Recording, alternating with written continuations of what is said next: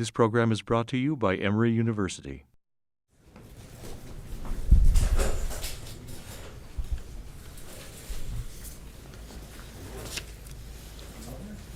Thanks, everybody, for being here. I'm Rosemary Magee, Vice President and Secretary of the University, and I'm joined, of course, by Margaret Atwood, who is one of these people who truly does need no introduction.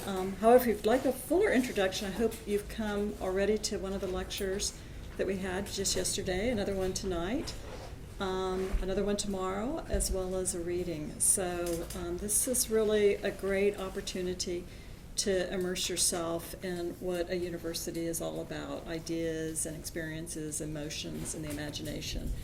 So it's really a great honor to have you here on campus and also to have you participate in our creativity conversations, which, as I mentioned to you earlier, have engaged a wide range of artists, writers, scientists, and students, as well as scholars on the topic of creativity and the imagination. And the students who are here have all expressed an interest in being here.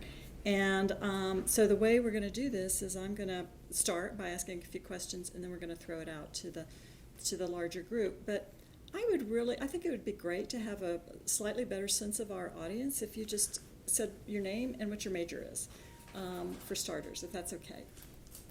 Hi, my name is Diane Lee, but you can just call me Diana. I'm actually from South Korea, and I'm an exchange student. I'm only here for a semester, so I was really thrilled at this opportunity, and I'm really honored to be here today. Thank you. Hi, I'm Ashley Hicks, and I'm from Memphis, Tennessee, and I am an English major. Hi, I'm Ben Sullenberger. I'm from North Carolina, and I'm thinking about being either an English or a creative writing major. Hi, I'm Jenna Schweitzer. I'm from Long Island, New York, and I'm an English creative writing major. I'm Anna Shapiro. I'm from Atlanta, and I'm a French and education major. My name is Martin. I'm a creative writing and economics double major. My name is Emil Chufi. I'm an environmental science major. Hi, I'm Melissa Collins, and I'm an English major from St. Louis. Hi, I'm Sally Jang, and I'm a human anthropology biology major. I'm Clifford Clark, and I'm an English and theater studies major. Theater studies. Okay. Hi, I'm Jessie Klein from Dublin, Ohio, and I'm a double major in music and English. I'm Jennifer Nelson, and I am an English and French major. I'm Adrienne Rotella. I'm a creative writing major and visual arts minor. My name's Jarvis Dean, and I'm a business major. I'm Kira Walsh, and I'm a graduate student in the Institute of Liberal Arts. Good, everybody? So this is really a great display of the array of the Emory community and backgrounds and fields and interests, and we're really proud of this continuing tradition of the liberal arts college within a research university. But since I get to ask the first question, I am going to actually start towards the beginning of your career, with surfacing. And the reason I want to do that is because when I was the age of these students, I read this novel. And I felt like it was my novel. I felt like it was about my consciousness and my journey, even though the protagonist in this novel has, on the face of it, had nothing whatsoever to do with me and my life. But it was the inner life that I think struck a chord. And so I'd just like for us to talk for just a few minutes about surfacing and that journey, but then also the larger question of how it is over these 40 years that you've been able to stay connected to sort of what I would call a collective literary consciousness, that all of us have the opportunity to participate, something at the moment that speaks to the larger emotions of a generation or of a group, as this book did for me. So anyway, just any thoughts you have about surfacing or how you see this novel now in your... Well, let's see, now that's a while ago. It was the second novel that I wrote, the first being called The Edible Woman. And The Edible Woman is an anti-comedy in that with the comedy form, it usually ends with the marriage of the hero and the heroine. And surfacing ends with a non-marriage, and then two other people get married that you think are probably quite a bad idea. So as a form, it's an anti-comedy. As a form, surfacing is a ghost story. Right. Meaning that it's full of ghosts. It's a ghost story. Right. That is what it is as a form. So you don't notice that, of course, because the ghosts are presented in a somewhat different way. But having been a student of the late 19th century ghost story, if you think of, for instance, Henry James' Jolly Corner, do you know that ghost story? I do, but just very vaguely. Okay. So it might be useful. Turn of the Screw is probably a bit better known. And if you read the Turn of the Screw very carefully, it's not at all clear whether or not the narrator is crazy. Whether she has made it all up or not. You're not entirely sure. You believe her the first time through, but then if on second thought you think, I'm not too sure about this. In the Jolly Corner, the man is haunted by the ghost of himself as he would have been if he had stayed in America rather than moving to Europe. So what he finally sees at the end is an alternate version of himself. Anyway, I was very interested in the ghost story as a form. So that is one of the things that underlies the structure of surfacing. Just beneath the surface. That probably isn't the answer that you were looking for. Well, I think that many people felt that it was a kind of a feminist inner experiential if you moment. place a woman, if you have a woman as a narrator, a lot of people are going to read it as feminist. Right. Especially in the wilderness. The wilderness dimension. I was the first person to actually do that since the 19th century, as far as I can tell. If you go back to things like Girl of the Limberlost, and even the Susanna Moody and Catherine Parr Trail books. In Canada, there are women encountering the wilderness, and there is one by Ethel Wilson earlier in Canadian literature, but it's a good subject for me because that's where I grew up, so I didn't have a big problem with it. What can I tell you about it? First wave feminism was in the late 19th century. It was called the woman question, and it exercised a lot of people, and the main drive of it was to get votes for women. And they ultimately did get votes for women. And then there was something called the Persons Case in Canada, which was, are women persons or are they not persons? It turned out they were persons, but they had to go to England to get the Persons Case decided. And it was about whether or not women could be senators. The law said that senators had to be persons, so that some people said, well, women actually aren't persons. It was so crazy. You think of this stuff, you look back on it and you think, why were they arguing about that? But they were. Right, seems self-evident now. Okay, so once women had the vote and became persons, since that had been the goal of those movements, they kind of slacked off. And we had the Roaring '20s, we had Depression in the '30s, in which during the '30s it was not done, it was not considered good manners or even sometimes legal for a man and a married woman to both have jobs, because it was considered appropriate for the man to have the job and to support the family. And if you were, however, divorced or single, then it was okay for you to have a job. And then came the '40s, everything reversed again. Women had to work in factories making bombs, and Rosie the Riveter was the comic book character that went with that. She had her hair done up in a bandana, worked in a factory. and had on a jumpsuit. Rosie the Riveter, an important female figure. But then, quite deliberately, when the war was over, people brought in the domestic bliss, togetherness concept, and heavy emphasis on a certain version of Freudianism that said you weren't really fulfilled unless you didn't have a brain. You had to have your brain removed and live in a house without walls so you could be together with your kids all the time. Does that sound like fun to you? From a child's point of view, your mom is always there fulfilling herself through you. I think maybe not. And that's what Betty Friedan came out of.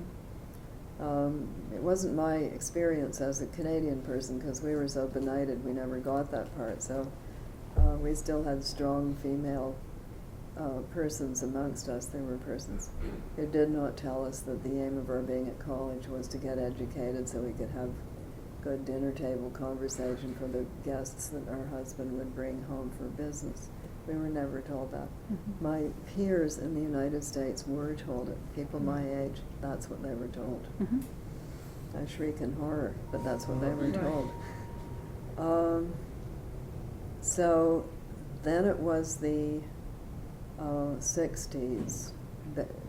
Betty Friedan had published The Feminine Mystique, I think about 61. Yeah, early 60s, right. Early 60s. Simone de Beauvoir had published The Second Sex, which was about the education of French little girls of her generation, which was some years ago. She was still worried about the frilly dresses, which had not been my child experience. I longed for frilly dresses. I just didn't get any of them because my mother was a tomboy and she had no interest in clothes whatsoever. So the frilly dresses sounded good to me, but they did not sound good to Simone de Beauvoir. She was writing about them. So I did read both of these books. I didn't really connect with them at a visceral level because they were not my experience. I was a generation after the togetherness thing. I always thought it was stupid. The frilly dresses were remote for me. So I was really pre-second wave feminism. I actually wrote The Edible Woman in 1964, which is pretty early to be writing a second wave feminist book because it hadn't happened Right, yet. it wasn't out in the popular No, culture so much. At all, or even anywhere. Right. People read these books in the bathroom with the door locked. They didn't want to be caught doing it. So when second wave feminism hit around 1968-9, connected with the civil rights movement because some of the people who had been in the civil rights movement and had felt undervalued as women within it then got into feminism through that. They were looking for really any books written by women at all, and therefore The Edible Woman, surfacing Alice Munro's first book called second book, The Lives of Girls and Women. They were all taken to be feminist books, although they had not in fact been produced by the feminist second wave movement. They were pre-feminist. They were people who were doing this stuff on their own. So that's its relation to feminism. It was not produced by feminism, but it was adopted by it. Absolutely. As every book by every woman available in any way was. But this novel in particular seems to pick up on kind of the idea of the mythic journey, and also the journey inward. Absolutely true. Mythic journeys and journeys inward have been typical of literature for a long time, and they are not confined to women. Right. By any means. No, in fact, oftentimes the mythic journeys that we hear about or experience, or certainly in that era did, women often felt like they weren't included in those journeys. They had not read Grimm's fairy tales unexpurgated version complete. There's a lot of mythic journeys by women in it, like really a lot. Now what happened to Grimm's fairy tales in the 50s was that it got Barbie dolled. They pinked it up. They took out all the bad parts. They took out all the pecked out eyeballs, red hot shoes, people being rolled downhill in barrels full of spikes. They thought that little children would be traumatized by that, which was wrong for most little children. And they made it very, very Walt Disney's Sleeping Beauty.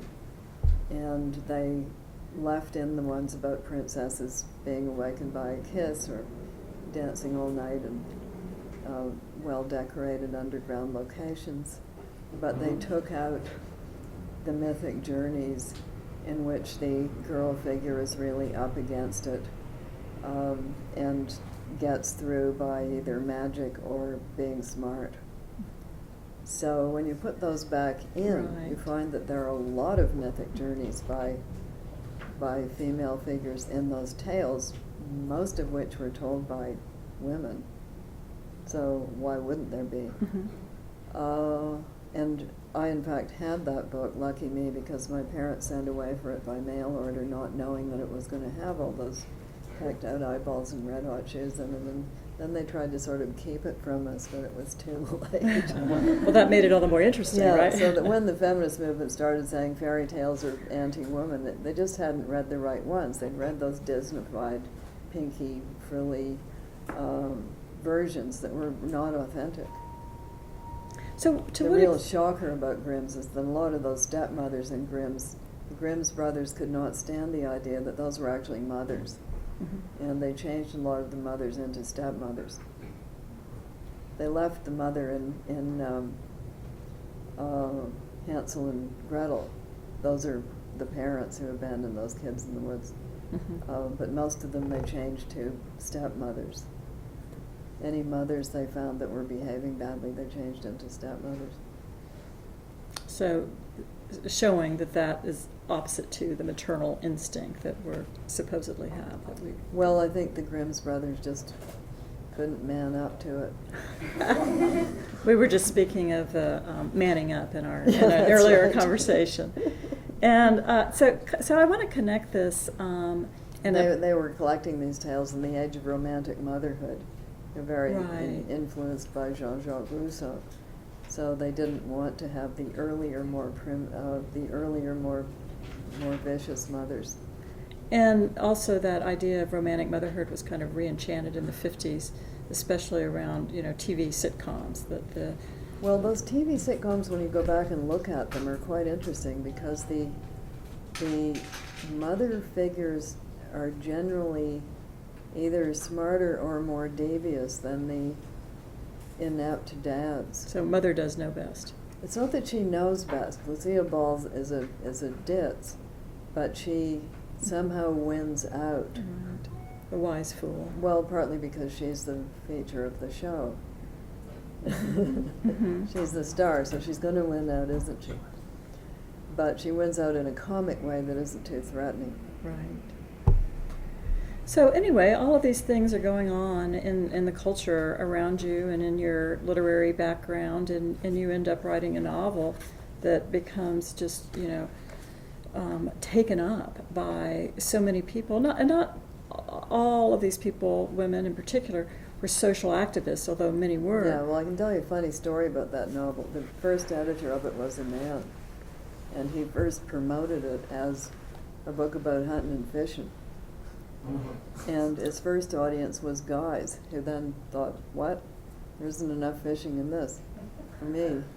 And women stayed away from it because they thought it was about hunting and fishing. But then they kind of figured it out and things turned around. Yes.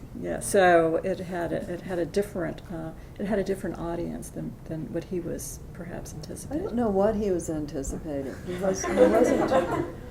He was thinking about James Dickey, odd things happening in the woods. Right. He's a local artist. He didn't really. I don't think anybody quite knew in 1970, 71 to exactly. It's more or less like when books hit publishing. Nobody quite knew what it was. Right. And it was the same with second wave feminism. which began by being presented as a bunch of lunatics. And people hadn't quite figured out where that was going at all. So I think he was thinking in terms of traditional publishing, you know, how you would present a book with hunting and fishing in it. He was very keen on it. He just didn't, he was viewing it in an odd way, and I have to tell you that the first paperback of it had a big ad for menthol cigarettes right in the middle of it, in color. And I said, what is this doing I here? actually had that version of it, Yeah. but it's falling apart, so I bought a new one. Yeah. It's unique. I said, why is this ad for cigarettes in my book? And he said, well, the contract doesn't say we can't. So watch out for those contracts. Yeah, well, but who would think that they would do that? You know, it's like warnings on products. You can actually buy bags full of peanuts that say this bag may contain peanuts, and you think, well, who would ever get it into their head that it wouldn't? but you never know. So anyway, let's connect this to what I'm calling a literary cultural consciousness. Which how do I know? How do you know? I just know. That's right, right. It has a very... I'm not thinking about it. Right. I'm just thinking about what I'm interested in at the moment. I'm not thinking, boy, this is part of the literary cultural consciousness. Because no, I'm sure that... I don't actually know what the literary cultural consciousness is, and neither does anybody until about 3 years later, or 5 or 10. Marcia McLuhan is absolutely right. We are always looking in the rearview mirror. So we see what just happened, but it's very hard for us to see what's happening right now. We don't have enough data. Right. Although sometimes it can happen almost, or seem to happen almost immediately. There are definitive moments. There are turning moments. 9/11 is a turning moment. The outbreak of World War II is a turning moment. There are those moments. And historians can say, well, this was the build-up. But people who are living through the build-up often didn't know it. Didn't get it at the time at all. Right. But there can be a moment when a work of art, a film, a novel appears on the landscape. And it inserts itself into the consciousness because that happens to be, although nobody knew it, that happens to be, as it turns out, what people wanted to read about or think about right then. Right. But you can't anticipate that, and publishers drive themselves crazy trying to anticipate it. They're always trying to get somebody else to write Harry Potter, you know, after Harry Potter actually has been done. So it's not Harry Potter in an inferior imitation. It's not all the people who imitated Anne of Green Gables, because none of them will ever be the original one. Right. We also spoke earlier about Anne of Green Gables as a literary figure, at least for me, who influenced my life and my sense as a girl. Any of you all read the Anne books? Yeah. Okay, great. So I'm glad to. Yeah, I was very carefully explained also to you earlier that guys were unlikely to have read this book. Had an older brother, I know what they read. So if you're ever an English teacher, and you'll have the opportunity to assign some books that different groups would not ordinarily read, and you know, I would put Anne of Green Gables among those. But I want to talk about how, what I saw and experienced and enjoyed was surfacing as something that has happened several times throughout your literary life and career. And to me, that speaks something about the topic that we're on about today, and that is the topic of creativity. There's a creative magic. There's some sort of creative magic that we might be able to describe or define or point to in retrospect, and probably if you tried to make it happen, would escape you. And so my question is, how do you nurture that kind of creative spirit or openness in other people? Either in yourself or in other people. In myself, it's really just a question of time. Mm-hmm. It's a question of available time. And it's as simple as that. So time, vitamin pills. If you're the age that you are now, I would say start doing your back exercises now. Pilates are good, keep a strong core. It does help your brain to go for walks. All of that is true. All that boring stuff your mom told you, it's all true. Because really we're talking about brain activity. Mm-hmm. So what is going to help your brain activity is going to help your creativity. And the rest of it, I would say, if you have a real problem, go to sleep.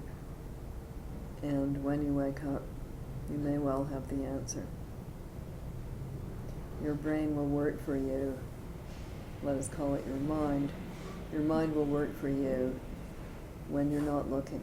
Mm-hmm. And it's more likely to work for you when you're not looking if you have come to a real wall. So those are just things that people do and have found during many centuries of thinking about this. So it's also true that it is practice. You're not going to learn to be a wonderful composer unless you do those finger exercises, unless you learn about music, unless you immerse yourself in music. So with writing, it's reading and reading and reading and writing and writing and writing, and there is no substitute for that. So do you surround yourself with vast expanses of time, unstructured time? I wish. Uh-huh. Not right now. Maybe beginning in December. Uh-huh. I happen to have overbooked myself this fall. Mm-hmm. But you'd be surprised how much you can accomplish on airplanes. Well, yeah, it's hard to, right now it's still hard to check your voicemails and your blogs and your emails while you're on the airplane, but... yes, and that is a blessing. Right. So part of it is, a complication we have now is the invasiveness of technology. And which you can, again, it's like any new technology. When it first hits, people are mesmerized by it. It was the same with the telephone. It was the same with radio. It was the same with television. We now sort of take them for granted. Everybody has them, but we use them more sparingly. We're not sitting in front of them with TV trays and our mouth open, eating our dinner in a sort of zombie trance the way people did from about 1954 to about 1960. You would go along the street and every window would be blue because television in those days was black and white and it gave off a blue aura.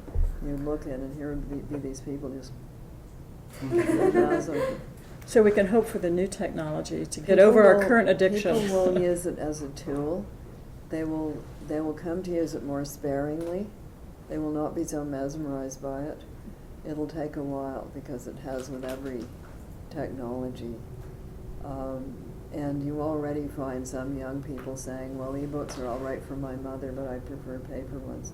Just as we see a reversion to vinyl records, which are now sort of a cool collector's taste.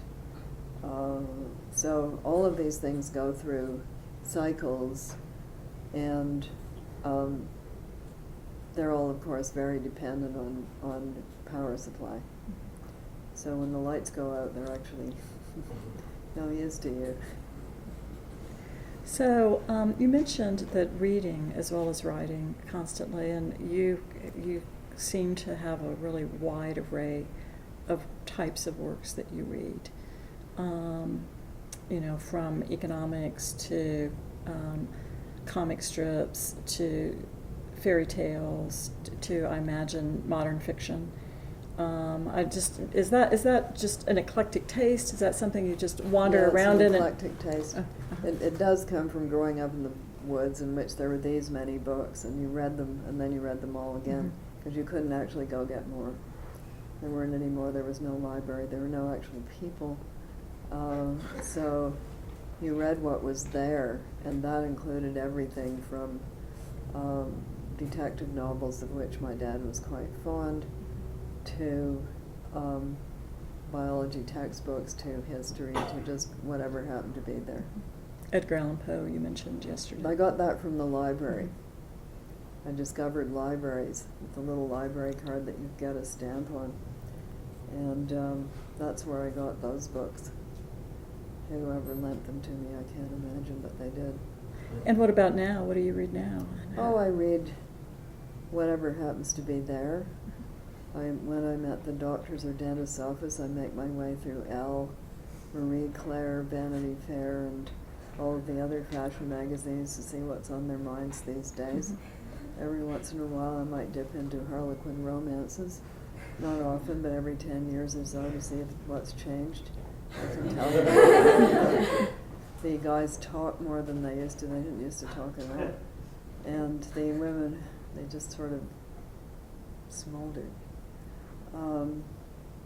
Right now, the women can have much better jobs than they used to have. Used to be nurses or picture restorers was a thing that they could be, because then you got to go to the mansion, the creepy mansion, to restore the pictures. They could be governesses, they could be something that ilk. Now they get to run their own antique furniture businesses and things like that. You get more sex these days. It used to be the clinch on page. And there were formulas for these. I know people who used to write them. And they would send you the formula sheet. First kiss on page 32. This happens this, and then at the end this happens. And they would tell you what had to happen. So we saw yesterday some of your early literary creations. Did you ever do one of these? I should expand my range of reading. Yes, I read modern novels. Okay. And I can read other ones that I've enjoyed in the past. I'm a reading addict, so it kind of doesn't matter. I will begin anything. I don't always finish them, but I begin them. And any particular art writers that we would recognize that you feel like inform your? I'm very careful about giving lists, because the ones who aren't on them do hear about it. And then they think you've left them off on purpose because you don't like them. And that's usually not true, but it can create a chill. So I don't usually make lists if I can avoid it, unless the people are dead. I'll do dead people. It's safer. Well, before we turn this over to the students, I want to ask you a question about art in general. I saw in an interview that was posted on the web, I think one that you did recently, where there was a statement that people nowadays just aren't interested in art. And essentially, in response to that, you said they're just dead wrong. People are interested in art. Yeah, they're very interested in it. And so I'm interested in two parts of this question. One is, when you say you believe people are interested in art, what you mean by that, and also why we seem to have this general cultural perception that we're not interested in art, especially Americans, that Americans are not interested in art. They have a limited definition of what they mean by art. People are very interested in doing art themselves, although it might not be Picasso, it might be sweater knitting, it might be designing their living room or something like that. They're very involved in all of that.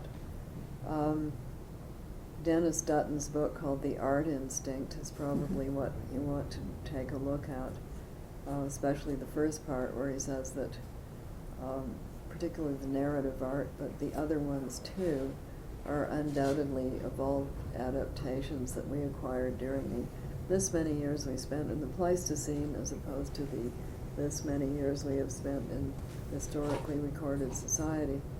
And if they are evolved adaptations, it's because they gave us an edge. They gave us a survival edge in that dangerous environment. And if you think about it a bit, you can see why that doubtless was so. But if you look at what kids do spontaneously before they're 5, they learn to talk, they sing, they all sing a lot, they twirl about, they dance, they make visual images, and they tell and understand stories at a remarkably early age. They understand them before they tell them, but then they get around to telling them. And these are doubtless the programs that we come with, and unless we're put in an environment that actively discourages them, that's what kids will do. So that's part of being human. Mm-hmm. And that's why people are interested in it and why they make YouTubes of themselves singing songs rather badly that pop stars they admire sing rather well, and why they endlessly look at pictures of other people dressed up in funny clothes, whether that be in fashion magazines or at Comic-Con, or dressing up as Trekkies and going to Star Wars conventions, or any of these sorts of things. Halloween, Mardi Gras, they're all very popular because you get to transform yourself. We love that at moments. We don't want to do it every day, but once in a while we like to be somebody else. And so you would describe and include these under that general heading of art. It all is art. And do you see any distinctions there between art that is popular art or art that is... Okay, in a hunter-gatherer society, everybody does everything. We have developed into a very specialized society in which you have to have something called a job, in which you make something called money, and then you get something called a mortgage. And a job is something for which other people will pay you the money to do the mortgage and all of that. So that means that a lot of people just suppress the things that they would rather be doing. And they put those off to the side. They're going to do that when they retire, or else they do it on weekends. And some of it involves playing games, such as dreaded golf, and other sorts of games like that. But a lot of it has to do with making, building, inventing, creating. There's something online called Spore. Does anybody know about Spore? It was put out there by the people who did SimCity. And it said, invent a creature. They thought they would get this many people uploading creatures. They got a number that is bigger than this room. It was exponential, the amount that people wanted to play with this and invent their own things.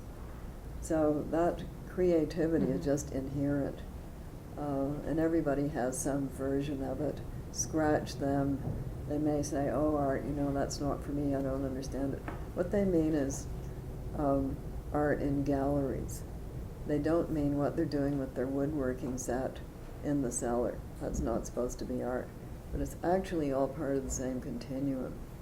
So in our specialized society, we invented dentists, and we invented kidney doctors, and we invented, like ants, we invented little groups of people who do this one thing very well, and we depend on them for that. And we also developed a specialized cast of people we call artists, who are professional, and that's their vocation, that's what they're known for, that's what they do during the day. Such as yourself. Such as myself. But that doesn't mean that other people do not have the interest, the capacity, the involvement. Sure they do. Otherwise they wouldn't bother going to movies. And nowadays they have YouTube, so there's a way to have an audience. You can have an audience sometimes inadvertently. Sometimes you have an audience that you don't actually want to have. And it's not always art up there. It's sometimes a policeman yelling at somebody. But it's all sorts of things up there, and some of it is certainly art that people have made. Well, if this kind of creativity impulse is embedded in us, which I also believe, and it is actually the premise of these creativity conversations, and if part of it is to the propagation of the species, let's say, it's part of our evolutionary makeup, storytelling has a particular... That's very simple. You can tell the younger progeny of your tribe, Uncle Charlie got eaten by a crocodile right over there. Don't go there. You don't actually have to go there and get eaten by the crocodile to find out that that's the place you shouldn't go. Conversely, this is how we hunted the mammoth in the Jean M. Auel Mammoth Hunter series. No. This is how we got hold of a giraffe last time we went giraffe hunting, and here's how you do it. Come with us, we'll show you, but first of all we're going to act it out and let you know what to expect. And should I, Uncle Charlie, who didn't get eaten by the crocodile, should I suddenly fall over dead. Because I've told you this. Because I've suddenly fallen over dead at the age of 30, which was probably when I would. Because I've been able to tell you this, and in those days, not just tell you, but sing it to you and act it out. You are going to have a much better idea of what to expect when you have to go get your own giraffe, because I am no longer with you, although I will be helping you from the spirit world. So that's a protective quality of storytelling. Yes. But it seems like there's another... Protective and instructive. Right. So, but it seems like there's also another quality that is intrinsic to it, which is the imaginative possibilities of stories that are worlds or ways of being or living our lives. That's what we do now. Then it was probably much as I have described, but we're talking about an original pattern that, like all of things we do, has exfoliated into a great many forms. So once upon a time there was a spear. It was a weapon. Now just count the numbers of other weapons that we have developed since then. Okay, so you have a sort of central idea. I am going to hit somebody with something that is at or removed from myself so that I will be in less danger when I stick this piece of pointed rock into them.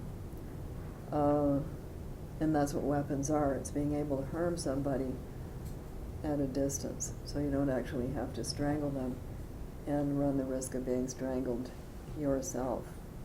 The further you are from your target, the safer you are, supposing your aim is. But there may also be a protective evolutionary benefit to imagining possibilities. Yes. Behind that rock, a panther may lurk, or it may not lurk. Right. But you might as well be prepared for the fact that it might. Or you might be able to imagine a creature of a different sort. As they frequently did. And so sometimes that's counterproductive because you scare yourself so silly that you incapacitate yourself. But we do. And the monster story. Well, the monster story has a function. And for little children, it's showing that you can encounter scary things and deal with it, survive it, come through, it'll be okay. So imagining things that don't actually exist or don't exist yet can prepare us for those things that might happen to us. That's one line of thinking. It's no good, by the way, to tell kids that there isn't a monster under the bed. That doesn't work. You have to say, well, there is one, but I've had a conversation with it. Or I've sprinkled the magic so it flakes. So it has to stay under. It's not going to come out. Right. Oh, okay. Well, speaking of things that inspire our imagination, I really want to open this up to students who have read and commented on some of your more recent work that has had an effect on them based on the comments that I saw you read, that your early work had on me. And so I want to open this up to those questions or comments or ideas that you may have. Go ahead and say your name again and then your question. I'm Anna. So my question is, this has to do with The Handmaid's Tale, but some of your other novels too. So when you write a book that has an open-ended finish, which I understand is intentional, do you personally have you wrapped up your characters' lives, or do you continue to let them live in your imagination? Do you know what you think happened to her? On Mondays, she got found out and recaptured. On Wednesdays, she made her way to England. So you leave it as open-ended as the readers are left? Would I lie to you? Yeah. No, it's true about history that sometimes people just vanish. You don't know what happened to them because the records are burnt up or were never made in the first place. So some people, you can follow their story, and you find people writing history books, say, about the year the years of the Black Death, for instance. We know when they were born, we know who they married, and this and that and this and that, and then they just disappear. Things got too chaotic. So you actually just can't follow the story anymore. Or Grace Marks in Alias Grace. We know that she went to the United States to, quotes, a home prepared. And she obviously did what you would do. She changed her name. Nobody can find her after that. She vanishes. Doesn't mean that she herself vanished. It means that we don't know. We cannot trace her any further. So with somebody like the speaker in Handmaid's Tale, she left a record for us. But we don't know what happened to her after that. Might have been a good thing, might have been a bad thing. We just don't know. And history is like that. It's filled with trails that come to abrupt ends. Not because the person did. The records do. Yeah. I was hoping you can go into... Say your name again. Sorry, I'm Jenna. I was hoping you can go into what inspired you to write Oryx and Crake, and also whether you kind of envision humanity going in that direction. It's going in that direction already. Yeah, I think so too, but I wanted to see what you thought about it. So. Okay, what inspired me? I grew up with the biologist, and part of my reading is pop biology, and by pop biology I mean the part where I did not actually have to do the experiment myself or the math, but somebody else will kindly tell me what they have discovered with pictures. My type of science. Yes. So I just keep up with that. My brother is a biologist, he's a neurophysiologist, he sends me abstracts of mice hormones and other things he thinks might interest me. Do they? Yes, of course. And therefore I just have that. I didn't have to go out specially starting from nothing and deal with that. I just have it. In fact, my family was rather disappointed that I did not take up that line of work. So that was there, and also being involved with conservation from way back and looking at the rates of extinctions. So it came out of that, really, and the way we have now hived off and isolated certain communities of people and put protective walls around them, which is a lot like medieval castles. You know, we've got people inside complexes now. We're abandoning public space more and more, and we're creating protected communities who are specialists. So I'm very interested in bioengineering, which is proceeding at leaps and bounds. And so is the creation of artificial food. You'll notice that Jimmy in his school cafeteria gets fish fingers, 20% real fish. Well, we're going to be lucky if it's 20%. although tilapia farming is coming on pretty strong, and the giganto salmon, have you seen it? This enormous salmon that they have engineered. So all of these are things that are happening now, and as with The Handmaid's Tale, into which I did not put anything that didn't have a precedent in human history. I didn't put in anything that is theoretically impossible. I stretched it a bit.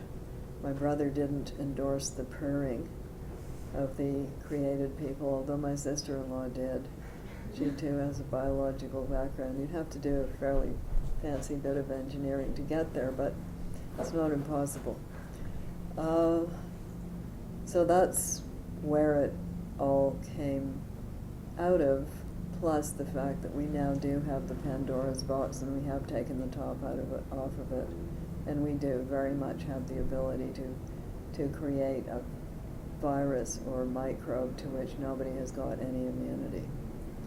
I would not be a bit surprised if they're not doing that not so far from here. The problem with letting it out of the box is that, of course, your own side is going to get just as annihilated as the people you think you're directing it at. So unless you went about immunizing your whole population, which would be kind of a tip-off, and the other side would get hold of the vaccine, things being as porous as they are, and figure out pretty quickly what you had made and make their own vaccine. So it would be like that. But if you were prepared to really wipe the lot, there would be actually nothing to stop you. So this connects a little bit to the monsters under the bed. So that kind of, those possibilities that exist, is that something with it, just... Does it worry me a lot? Yeah. Do you move into a state of paralysis about that monster, or do No. you name the monster? No. You No. describe the monster, don't you, Yes. to us? Yes. Let me put it this way. Somebody said to me, well, looking 30 years down the line, what do you think? And I said, it's actually not going to be my problem. Yes, but... It's going to be your problem.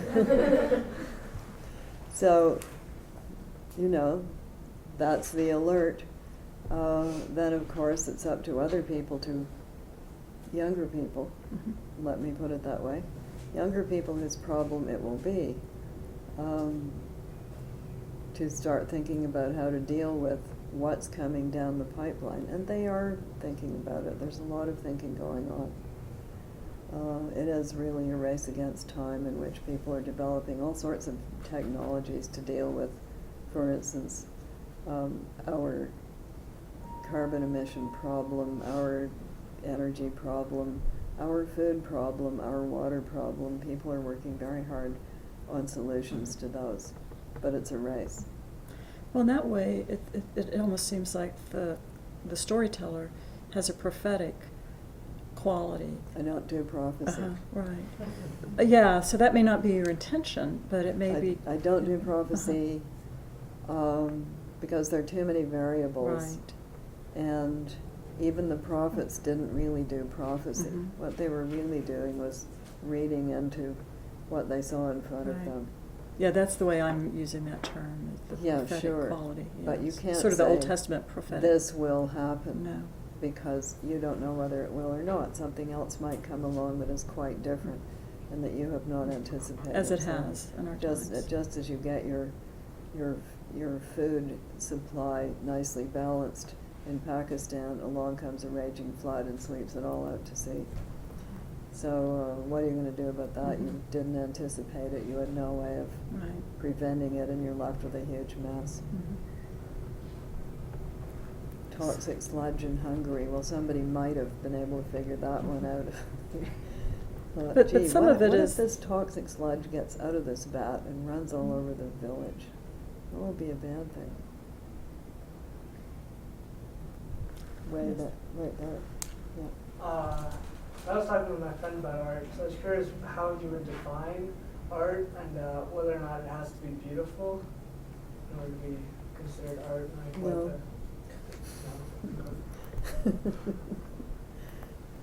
How would you define it? I don't define art, but it's things that people make. And they used to be part of an entire ritualistic, cultural, combined narrative, religious ideas, ways of making more animals occur. All of these things were one. We've separated out certain aspects of that, such as what we view as cave art was undoubtedly at the time part of an evocation ritual. They wouldn't have called it art. They would have called it evoking more animals or something like that. So we've separated off some of those things and said, okay, these are for us to look at. But the roots of it go back to that unified cultural, religious, practical complex that was early culture. So I just think of it as stuff people make that they put a frame around, virtual or otherwise, and say, this is art. Anything you put inside that frame, it's almost by function. They also have, applied arts and design and all those kinds of things. And that's usually thought of as decorating something that has a more practical function, like you put a flower on your mix master or something like that. But it's all stuff that people make, and it's all from that root word that means articulated. So arthritis, arthropod, art, something that has joints. So it moves, and the god in charge of that is Hermes, who is in charge of so much. Apollo is in charge of making stuff beautiful. So form, balance, harmony, those sorts of things. There are two Greek gods who had to do with art. Athene had more to do with applied arts, like weaving. But weaving, of course, can also be art. Look at Penelope and her interesting shroud, which was pictorial. It wasn't just a piece of white fabric. So help yourself. It's up for grabs. People have been trying to define it forever. And yet sometimes it's used in this way. Well, this is art, meaning it's good, but this isn't art, meaning it's bad. It's actually all art.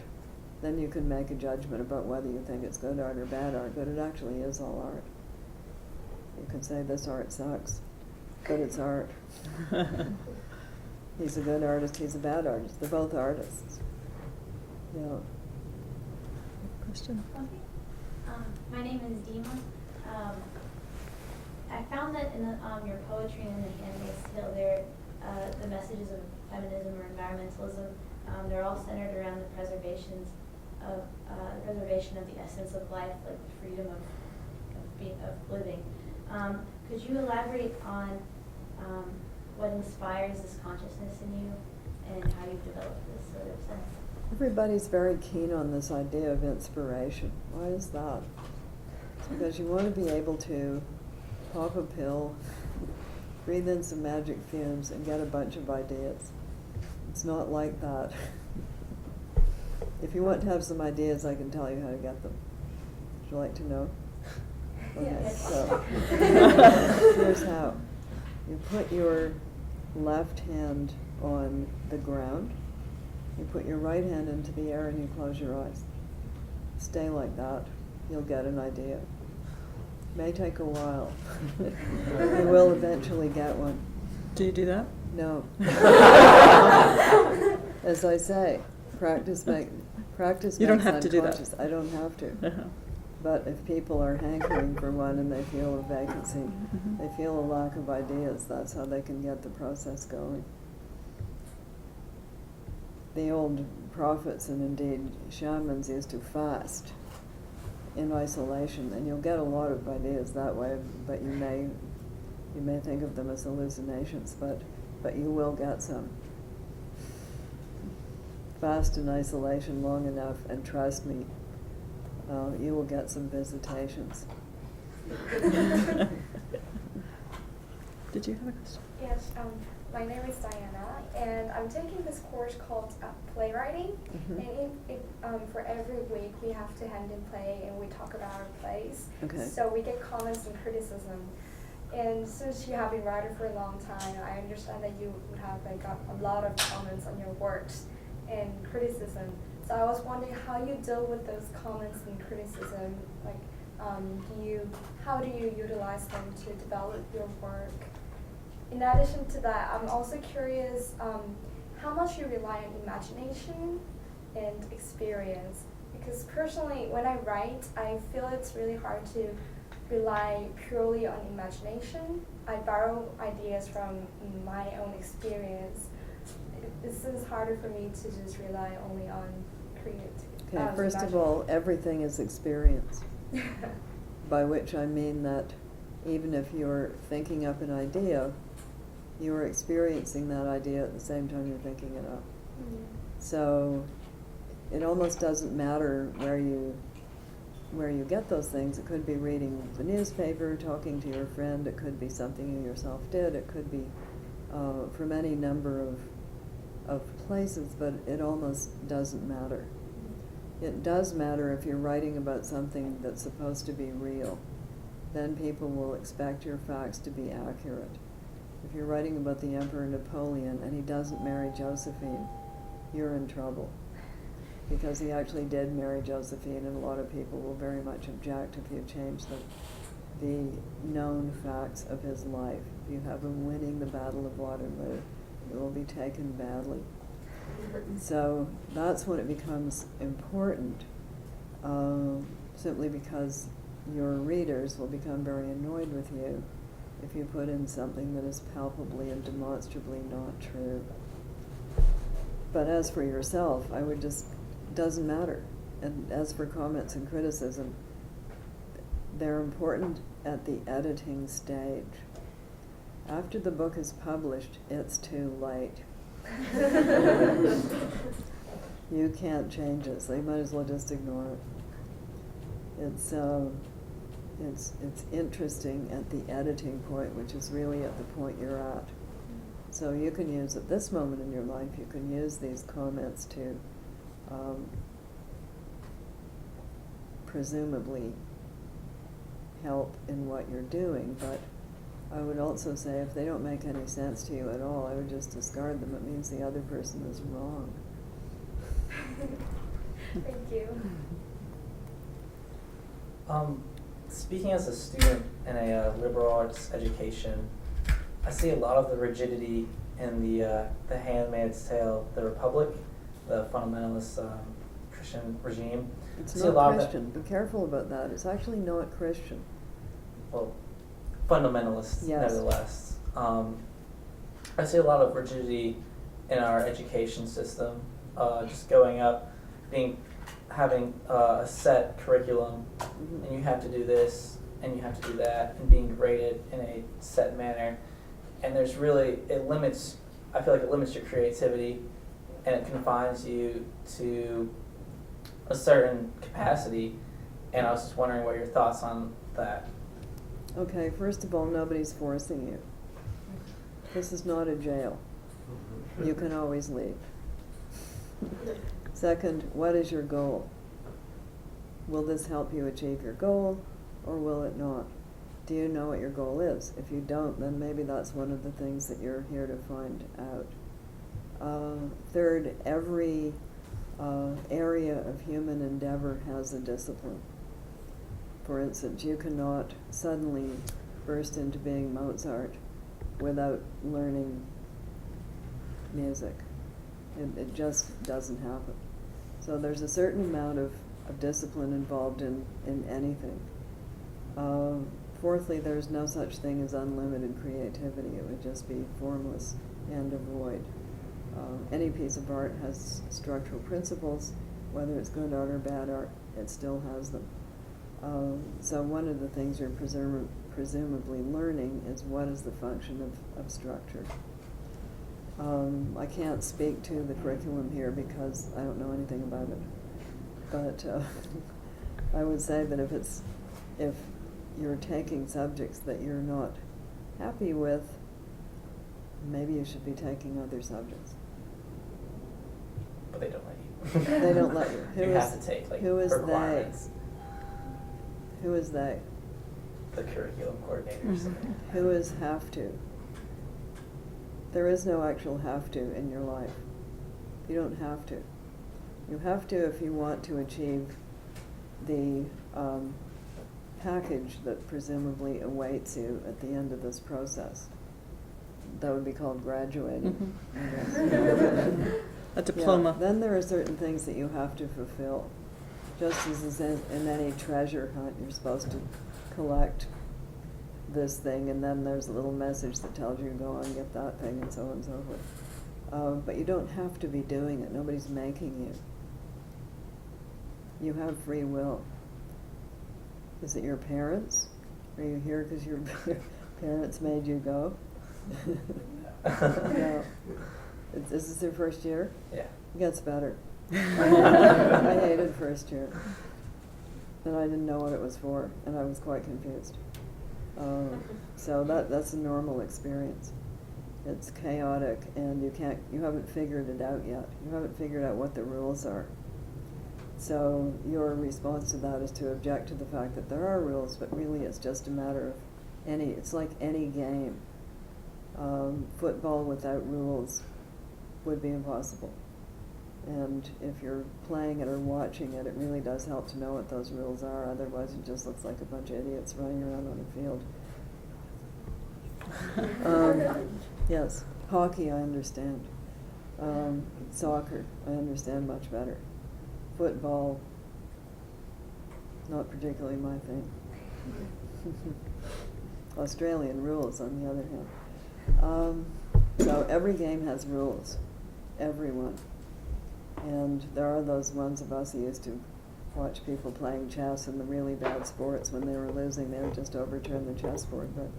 But that just means you're losing, right? Mm-hmm.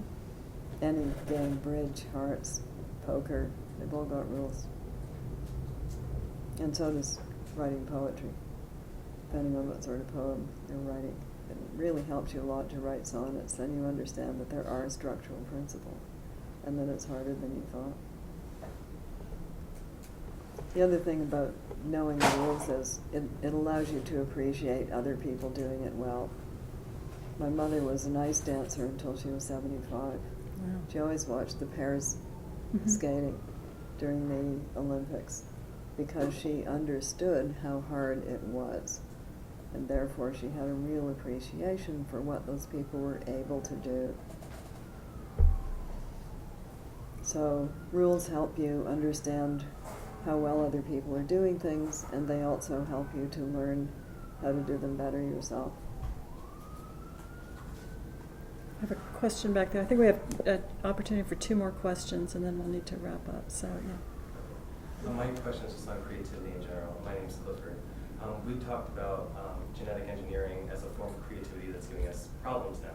In order to create the creative engineered, or the creatures that are engineered, literally come back to hunt and eat you. Some do, others are pets. Yeah, some others are friendly pets. And so this is along the question. I'm thinking of your book, The Robber Bride, where there's 3 women have imaginative ideals of themselves that become one woman, Xenia, that literally begins to rip their lives apart into shreds. And you talked yesterday of superheroes, personas that can empower you, can be awe-inspiring and beneficial, and save the world. So I guess, is there a line between creativity that gains a life and flesh of its own and begins to shred you to pieces, and that saves the world? Not all creativity is benevolent. No. Yeah, that's true.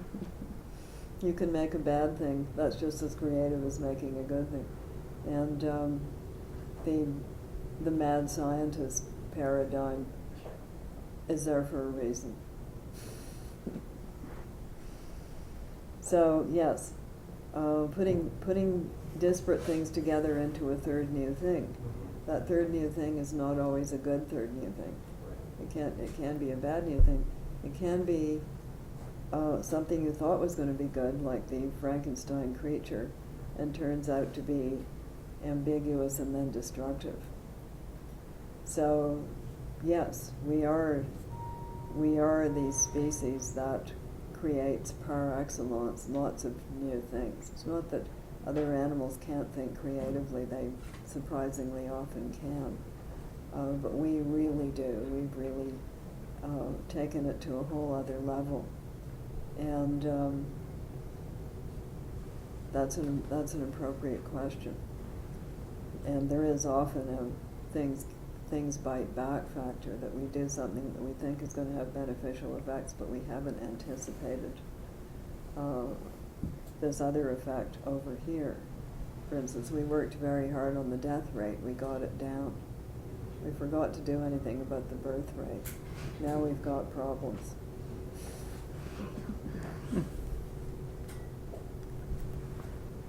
Yes, one more question. My question is actually a little bit related to yours, because I'm thinking about we talked about storytelling and art and how they relate to being human, but I'm wondering about the other species which figure so prominently in your work, and I was wondering if you could talk about how you see our relationship with other species, or maybe draw boundaries. Okay, imagine an Earth with nothing on it alive but us. We'd be dead very quickly, because it is absolutely true that we are dependent on the life underground, to even allow plants to grow. And we are dependent upon life in the sea to even create enough oxygen for us to breathe. We are dependent on forests for the same reason, and also have a lot to do with the rainfall cycle. We are intimately connected with these other life forms, much more so than people realize. You have a lot of them living in you, which if they did not live in you, you would be dead. We are symbiotic in that way. So it's not a question of thinking bunnies are cute or any of that. It's that without other life forms on the planet with us, we would not exist. Some people say, why should we be worried about all of this? And I say, 3 days without water and you're dead. And you cannot live without breathing oxygen. Now let's think about where that water and where that oxygen comes from. It's not generated out of your brain. That connects to the idea of interdependence, which many of us were studying last week when the Dalai Lama was here. Yes. The interdependence of us all on each other and on the world surrounding us. I'd reverse the importance of that. I'd put the world around us first. First, absolutely, and sure. then each other. Right. Sorry about that. No. Well, actually, I would agree with that. I want to talk for a second about, and just conclude, about the idea of voice. And a quotation from you is as follows: a word after a word after a word is power. And just what we've been talking about here is something about a creative power, an artistic power, the power to create things that are sometimes beyond what we imagined, what we thought we could imagine. I'd say often way beyond. Way beyond what we imagined. And and I think when I was speaking of the prophetic quality, I wasn't necessarily meaning predictive quality, that we can predict what can happen, but we can imagine the circumstances in which we need to fashion a response, or fashion a world, or fashion a feeling that helps us deal with these with the monsters, but also the possibilities that are out there. And so I guess my final question to you: do you see yourself as a person who is an optimist or a pessimist or a realist? That question. Everybody is always so interested in that. Well, what is optimism really? And it's people who think that things are actually going to come out better than they are going to come out. What is a pessimist? Or somebody who thinks that things are going to come out worse than they actually are going to come out. And a realist, on the other hand, thinks that things are going to come out about the way they are going to come out. But since we don't know how they're going to come out, there's actually not even any point thinking about that.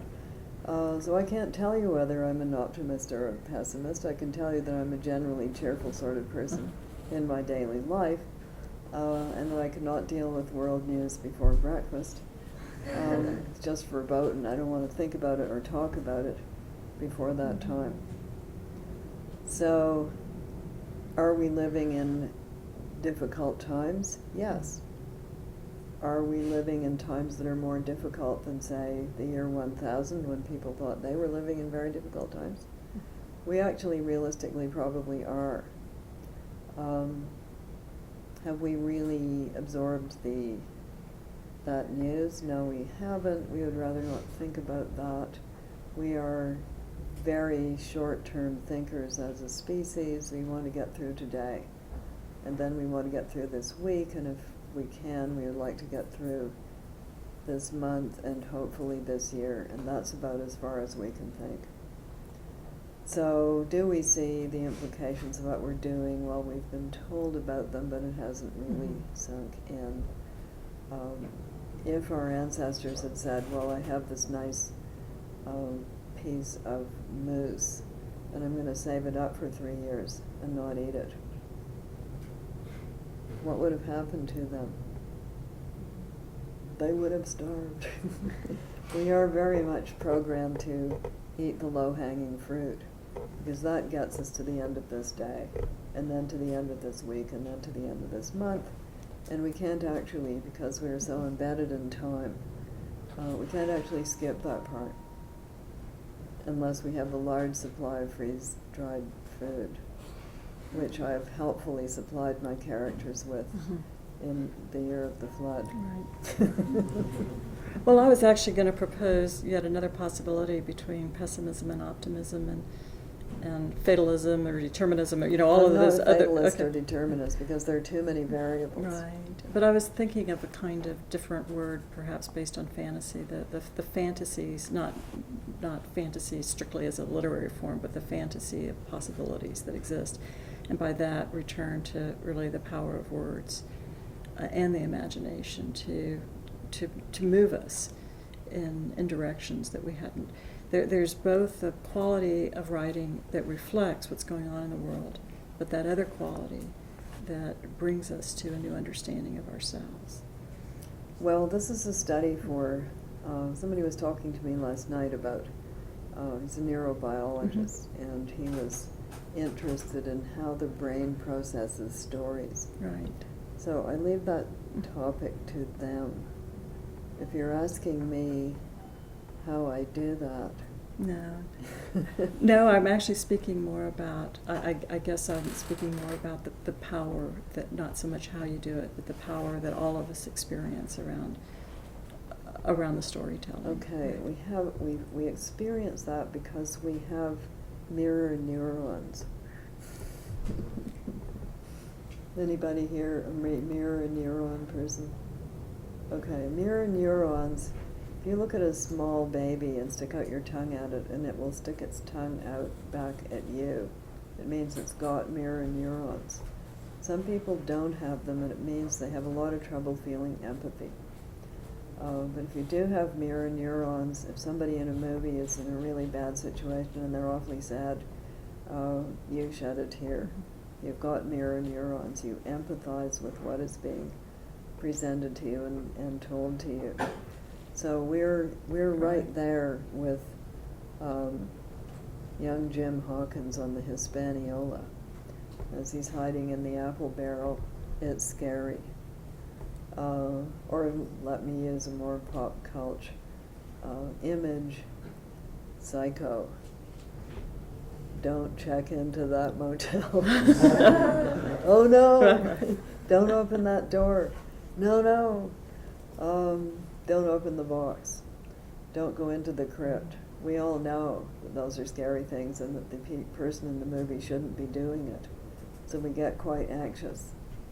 We know something bad is going to happen, and it does. So we are, because we are who we are able to empathize with a narrator or central figure who is being run through some stressful situations. Right. And we feel those same emotions. I don't know how many versions of Henry V you've ever watched. I've watched several, including the original and the Kenneth Branagh one, and Shakespeare on stage. We get all revved up during that battle speech. It's the Battle of Agincourt. It took place hundreds of years ago. It's not material to us, but there we are, ready to go. So that is what kind of being we are. I did have a friend who had a dog called Farley. His name was actually Farley. And he used to tell Farley the dog a story about Farley the dog. And he could actually get Farley the dog to participate in the story. Not because it understood what was happening, but because it saw the emotions of its friend. And then Farley went running down the street, and Farley went, woof, woof, woof, woof, woof. So it participated, and that's what we do. We participate. Well, I think that is actually a good way to close this conversation about creativity and participation, but also about the quality of empathy in reading about characters whose lives become our lives, and we feel like we're a part of that story, and the stories that you tell are in some way become our stories as well. And Well, that's lovely. we're really Thank you. grateful for that and grateful for your presence on our campus and your openness to our wide range of conversations and questions. So thank you very much. Thank you. Thank you.